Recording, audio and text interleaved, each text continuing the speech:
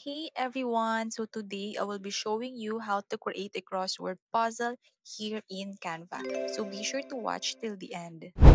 Let's start on a clean page. Go to the apps and search for puzzles.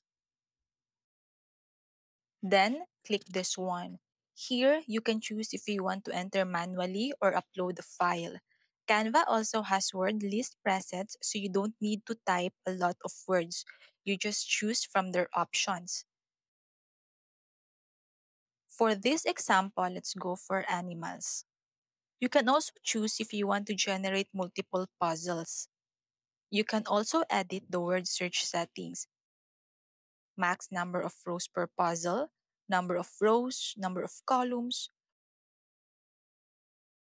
word search directions. And once you're satisfied, click on generate. And there you have it. You have both the crossword and the answer sheet for it. You can use it as a learning material for your kids, or you can also sell this as a digital product on Etsy. Want more Canva tips and hacks? Comment down yes. Be sure to subscribe to my YouTube channel to stay updated. See you in my next video. Bye!